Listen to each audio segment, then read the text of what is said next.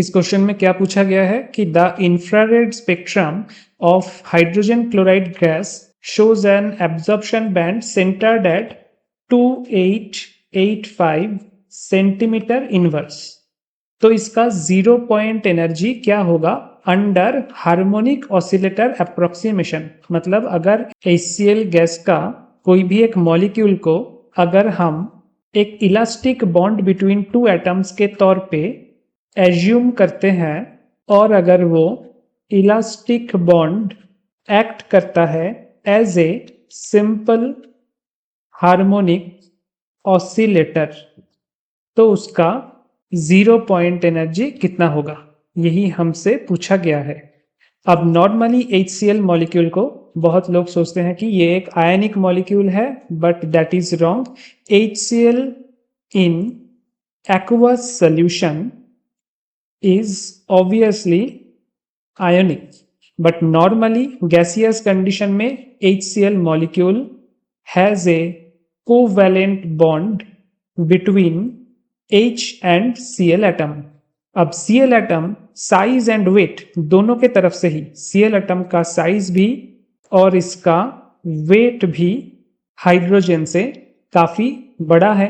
तो HCl के बीच का बॉन्ड को हम ऐसे इमेजिन कर सकते हैं कि एक small molecule, small spherical molecule और एक बिग स्फेरिकल मॉलिक्यूल, इन दोनों का बीच का एक bond, and this bond has a speciality कि ये हमेशा वाइब्रेट करता रहता है। That is why it is considered as elastic bond.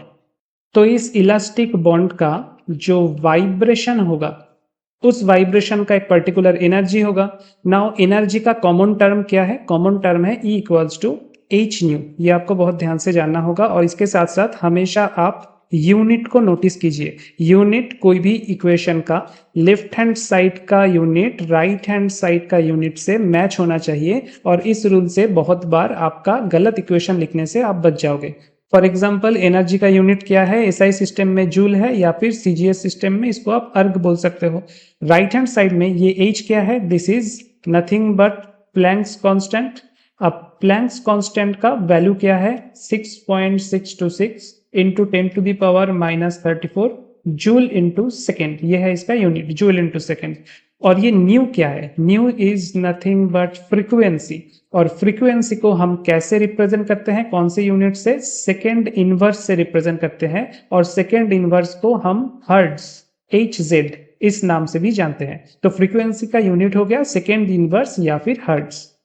तो राइट हैंड साइड में देखो प्लैंक्स कांस्टेंट का यूनिट है जूल इंटू सेकेंड, और न्यू का यूनिट है सेकेंड इनवर्स। तो सेकेंड इनवर्स सेकेंड कट गया तो जूल आ गया, यानी कि लेफ्ट हैंड साइड से इक्वल हो गया। तो हमने सही इक्वेशन लिखा है। अब इसी इक्वेशन को अब दूसरे फॉर्म में लिख के देखो। एनर्जी को एनर्जी ही आप रहने दो, H न्यू के जगह ये जो न्यू है इसको अगर आप एक सिंपल हार्मोनिक ऑसिलेटर का फ्रीक्वेंसी मानोगे तो न्यू को आप न्यू OSC इस हिसाब से लिख सकते हो। और सिंपल हार्मोनिक ऑसिलेटर कोई भी अगर हो उसका मतलब क्या है कि वो हुक्स लॉ को ओबे करता है। हुक्स लॉ मीन्स अगर आपके पास एक स्प्रिंग हो, उस स्प्रिंग का स्ट्रेचिंग करने के लिए, suppose this is the normal length of spring R, और उसको आप स्ट्रेच कर रहे हो यहां से यहां तक, दिस इज R1, तो स्ट्रेच कितना हुआ? R1 minus R। तो ये जो डिस्टेंस हो गया स्ट्रेचिंग का इस स्प्रिंग के लिए, उस डिस्टेंस के लिए जो फोर्स आपको अप्लाई करना पड़ेगा that will be directly proportional to the extension of the spring, आपने जितना उसको स्ट्रेच किया है। और प्रोपोर्शनलिटी कांस्टेंट को लेके अगर आप लिखोगे तो आ जाएगा -kx। x हम किसको मान रहे हैं? x हम मान रहे हैं हम जितना स्ट्रेच किए हैं, स्ट्रेचिंग लेंथ, जितना लेंथ हमने स्ट्रेच किया है that is R1 minus R, that is x। और ये k क्या है? k है स्प्रिंग कांस्टेंट। स्प्रिंग कांस्टेंट इसका भी यूनिट हम देखेंगे। और ये नेगेटिव साइन यहाँ पे आप नोटिस करके देखना, यहाँ पे एक नेगेटिव साइन है। ये नेगेटिव साइन का फिजिकल सिग्निफिकेंस क्या है कि जब आप कोई स्प्रिंग को स्ट्रेच करते हो, स्ट्रेच करने के बाद उस रिंग के अंदर एक इंट्रिंसिक फोर्स काम करता है। सेम अमाउंट ऑफ फोर्स, जिस फोर्स से आपने स्ट्रेच किए हैं उसी same amount of force, intrinsic force उस स्प्रिंग के अंदर वर्क करता है, जिसको हम बोलते हैं रिस्टोरिंग फोर्स। रिस्टोरिंग फोर्स का मतलब है जो फोर्स कोई भी स्ट्रेच किया हुआ स्प्रिंग को अपने नॉर्मल कंडीशन में लाने का कोशिश करता है, इसी को हम बोलते हैं रिस्टोरिंग फोर्स। तो रिस्टोरिंग फोर्स किस डायरेक्शन में काम करेगा? आपने एक्चुअल फोर्स जिस डायरेक्शन में अप्लाई किया था, रिस्टोरिंग फोर्स उसके ऑपोजिट डायरेक्शन में काम करेगा, एंड दैट इज व्हाई ये नेगेटिव साइन यहाँ पे आता है। ठीक है, हम रिस्टोरिंग फोर्स को एक्चुअली रिप्रेजेंट करते हैं बाय हुक्स लॉ। तो हुक्स लॉ में हमें जो स्प्रिंग कांस्टेंट मिला उसका यूनिट हमें एक बार चेक करना है। फोर्स का यूनिट क्या होता है? एसआई में न्यूटन होता है फोर्स का यूनिट। तो राइट हैंड साइड में भी यूनिट क्या होगा? सेम होना चाहिए, right hand side and left hand side में। के का यूनिट हमें पता नहीं, एक्स का यूनिट क्या है? मीटर है, यानी कि लेंथ का यूनिट। न्यूटन का यूनिट कितना है? हमें पता है, न्यूटन मतलब केजी मीटर पर सेकेंड स्क्वायर। तो राइट हैंड साइड में भी यूनिट मैच करना चाहिए। ऑलरेडी यहाँ पे मीटर है, तो बाकी के का यूनिट कितना होगा? के का यूनिट होगा केजी सेकेंड इनवर्स स्क्वायर। ये आपको ध्यान रखना है, this is unit of spring constant और के। ठीक है, इसको आप अलग से लिख लीजिए, दिस इज वेरी इंपॉर्टेंट, ये आपको काम में आएगा। अब हम कहां पे थे? Energy for simple harmonic oscillator derive कर रहे थे, जहां पे E equals to H nu. इस जगह पे न्यू को हम रिप्लेस करेंगे न्यू OSC से, यानी कि ऑसिलेशन फ्रीक्वेंसी से। तो रिप्लेस करके देखते हैं इक्वेशन क्या होगा। Energy equals to H nu OSC। अब न्यू OSC जिसका खुद का यूनिट है ऑब्वियसली फ्रीक्वेंसी का यूनिट, यानी कि सेकेंड इनवर्स, इसका एक इक्वेशन है 1/2 पाई रूट ओवर के by mu. This is for specially simple harmonic oscillator, जहां पे फ्रीक्वेंसी या फिर ऑसिलेशन फ्रीक्वेंसी यानी कि न्यू OSC को हम ऐसे रिप्रेजेंट करते हैं। यहां पे के ऑलरेडी मैंने बता दिया है, के क्या है? Spring constant. के इज स्प्रिंग कांस्टेंट, जो कि इक्विवेलेंट है हुक्स लॉ में जो स्प्रिंग कांस्टेंट है उसके साथ। और म्यू क्या है? Mu is reduced mass. Reduced mass मतलब हम जब HCl के बात कर रहे हैं, मतलब हम एक इलास्टिक बॉन्ड के बात कर रहे हैं बिटवीन टू स्फेरिकल एटम्स। अब एक स्फेरिकल एटम का अगर मास m1 है, दूसरे का अगर मास m2 है, तो ऑब्वियसली रिड्यूस्ड मास क्या होगा? m1 m2 by m1 plus m2, ये होगा आपका रिड्यूस्ड मास। और इसका यूनिट क्या होगा? आप देखो ऊपर, अगर हम SI सिस्टम में कैलकुलेट करते हैं, ऊपर kg स्क्वायर और नीचे kg, दोनों कैंसिल होके क्या आ जाएगा? kg आ जाएगा। तो इसका यूनिट है kg। और स्प्रिंग कांस्टेंट का यूनिट मैंने अभी आपको कहा था कि स्प्रिंग कांस्टेंट का यूनिट आपको ध्यान में रखना है। इसका यूनिट कितना था? हमने निकाला था kg सेकेंड इनवर्स स्क्वायर। आप और एक बार यहाँ पे देख लीजिए, ये देखिए यहाँ पे k का यूनिट हमने डिराइव किया था kg second to the power -2। तो इसका जरूरत क्यों पड़ा? ये चेक करने के लिए कि हमने जो इक्वेशन अभी अभी लिखा है, ये वाला जो इक्वेशन फॉर ऑसिलेशन फ्रीक्वेंसी हमने लिखा है, वो हमने सही लिखा है कि नहीं। यहाँ पे रूट ओवर के अंदर, ये वाले पोर्शन में रूट ओवर के अंदर क्या है? k by mu. अब k का यूनिट क्या है? kg s to the power -2 by नीचे म्यू का यूनिट है kg। तो इसको आप काट के देखोगे, फाइनल यूनिट क्या आएगा? Second inverse. और सेकेंड इनवर्स मतलब हर्ट्ज, दैट इज फ्रीक्वेंसी का यूनिट। तो हमने ये जो इक्वेशन लिखा है न्यू ऑसिलेशन का, बिल्कुल सही लिखा है। ठीक है, ये हमें एक चीज और मिल गया। अब हमें इसको कैसे यूज करना है? नॉर्मल जो एनर्जी का इक्वेशन था E equals to H nu, वहां पे न्यू OSC के जगह हम इसको रिप्लेस कर सकते हैं, लेकिन प्रॉब्लम यह है कि energy for vibrational movement is quantized. Energy quantize होना, इसका फिजिकल सिग्निफिकेंस क्या है कि वाइब्रेशनल एनर्जी हर एक लेवल में अलग अलग है। वाइब्रेशनल एनर्जी हर एक लेवल में अलग अलग है और हर एक लेवल का एनर्जी भी अलग है। ये ऐसा कोई कंटिन्यूअस एनर्जी लेवल नहीं है। कोई भी दो वाइब्रेशनल एनर्जी लेवल के बीच में एक एनर्जी गैप आपको मिलेगा, एंड दैट इज वाई हमने क्वांटाइज्ड इस वर्ड का यूज किया। तो कोई भी एनर्जी लेवल जब क्वांटाइज होता है, उसके लिए एक क्वांटम नंबर हम असाइन करते हैं। तो यहां पे भी हमारे पास क्या असाइन होगा? एक वाइब्रेशनल क्वांटम नंबर असाइन होगा, जिसको हम बोलेंगे n। अब इस n को कैसे यूज करना है? n को यूज करना है ये जो हमने इक्वेशन लिखा था E इक्वल्स टू HOSC। इसको ऐसे यूज करना है n प्लस हाफ। इसमें यूनिट का कोई भी प्रॉब्लम नहीं होगा क्योंकि n इज यूनिटलेस। बाकी जैसा था h इंटू न्यू OSC ऐसे आप लिख दीजिएगा। n का वैल्यू कहां से कहां तक रन करता है, बस ध्यान रखना है कि ये सिर्फ होल पॉजिटिव नंबर लेता है, ठीक है, यानी कि 0 1 2 3 4 5 ऐसे करके इंफिनिटी तक। Now this equation is energy equation for any simple harmonic oscillator. लेकिन इसमें भी एक प्रॉब्लम है। क्या प्रॉब्लम है? In case of IR frequency या फिर माइक्रोवेव फ्रीक्वेंसी, यानी कि कोई भी इलेक्ट्रोमैग्नेटिक स्पेक्ट्रम के फ्रीक्वेंसी जब हम एनर्जी में कन्वर्ट करते हैं तब वी रिप्रेजेंट, ये लाइन बहुत इंपॉर्टेंट है, we represent the energy as wave number. हम वेव नंबर के तौर पे एनर्जी को रिप्रेजेंट करते हैं। अब वेव नंबर क्या है? आपको नॉर्मल इक्वेशन पता है कि E equals to H nu. अब न्यू को हम कैसे लिख सकते हैं? न्यू इज फ्रीक्वेंसी, इसको हम लिख सकते हैं C बाई लैम्डा। C जहां पे है 3 इंटू 10⁸ मीटर पर सेकेंड, यानी कि velocity of light. C is nothing but velocity of light divided by lambda. क्या है? लैम्डा है वेवलेंथ। वेवलेंथ का यूनिट क्या होता है? मीटर। तो ऊपर मीटर और नीचे मीटर अगर कैंसल आउट हो गया तो बचा क्या? Second inverse. तो ऑब्वियसली वो मैच कर रहा है फ्रीक्वेंसी के यूनिट के साथ।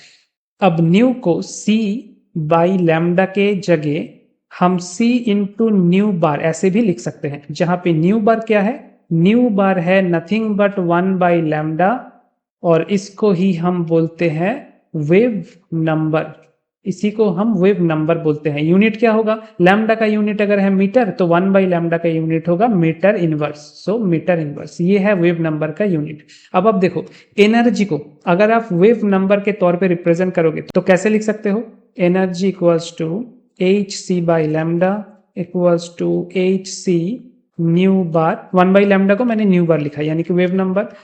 अब एनर्जी को अगर आप HC से डिवाइड कर दोगे तो राइट हैंड साइड में क्या रह जाएगा? राइट हैंड साइड में ओनली न्यू बार रह जाएगा। तो कोई भी एनर्जी को जो कि जूल में या फिर अर्ग में आपके पास दिया हुआ है, उसको अगर आप HC से डिवाइड कर देते हो तो आपको वेव नंबर मिल जाएगा। आपको यूनिट हमेशा ध्यान रखना है कि यूनिट क्वेश्चन में या तो मीटर इनवर्स में दिया रहेगा या तो सेंटीमीटर इनवर्स में दिया रहेगा, तो आपको उसी के अकॉर्डिंग चलना है, ना कि आप जूल में रिप्रेजेंट करोगे, ठीक है।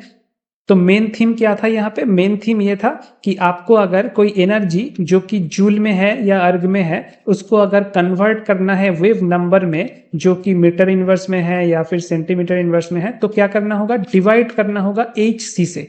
तो आप देखो हमारे पास जो इक्वेशन था, लास्ट हमने कौन सा इक्वेशन देखा था? ये equation E equals to n plus half H nu OSC। ये जो सिंपल हार्मोनिक ऑसिलेटर का इक्वेशन लिखा था, इसको हम दोबारा रिप्रेजेंट करेंगे। एक बार लिख लेते हैं, E equals to n plus half. n क्या था? वाइब्रेशनल क्वांटम नंबर, आपको याद होगा, जिसका वैल्यू था 0 1 2 ऐसे करके इंफिनिटी तक, ठीक है। बाहर क्या था? H nu OSC। बट हमें क्या चाहिए? हमें चाहिए वेव नंबर यानी कि न्यू बार। तो हम क्या करेंगे? HC से डिवाइड करेंगे। तो लेफ्ट हैंड साइड को भी HC से डिवाइड कर देते हैं, राइट हैंड साइड को भी HC से डिवाइड कर देते हैं। तो क्या आ जाएगा? इसको हम ऐसे लिख सकते हैं, nu bar OSC equals to n plus half 1 by C nu OSC। अब न्यू OSC का आपको याद होगा वैल्यू हमने क्या लिया था? न्यू OSC का value for simple harmonic oscillator था 1 by 2 pi root over K by mu. ये था न्यू OSC का वैल्यू। तो इसको भी हम यहाँ पे पुट कर देंगे तो क्या आएगा? Nu OSC bar equals to n plus half 1 by 2 pi C root over K by mu. ये आपको मैंने डिराइव करवा दिया। जो एक्चुअल इक्वेशन है ये किस लिए है? For infrared frequency. This is the energy. आप गलत मत सोचिएगा कि एनर्जी मतलब joule. This is the energy in terms of wave number, ठीक है। और ज्यादातर न्यूमेरिकल क्वेश्चन में आपको वेव नंबर में ही एनर्जी दिया जाएगा। इस इक्वेशन को आप लिख के रखिए, नोट करके रखिए। अब हमारे पास जो न्यूमेरिकल प्रॉब्लम है, उस न्यूमेरिकल प्रॉब्लम में आपको प्रॉपर एनर्जी निकालने के लिए ही बोला गया है, यानी कि जिसका यूनिट किसमें होगा? जूल में होगा, ठीक है। और डेटा जो है प्रोवाइडेड वो क्या है, वो आपके पास प्रोवाइडेड डेटा है न्यू बार यानी कि वेव नंबर का, दैट इज 2885 सेंटीमीटर इनवर्स। अब आप बताओ इसको कैसे आप सॉल्व करोगे। इस वाले इक्वेशन को हमने कहां से डिराइव किया था, जहां पे लेफ्ट हैंड साइड में एनर्जी था वो था ये इक्वेशन जहां पे हमने दोनों तरफ hc से डिवाइड किया था, right hand side and left hand side को।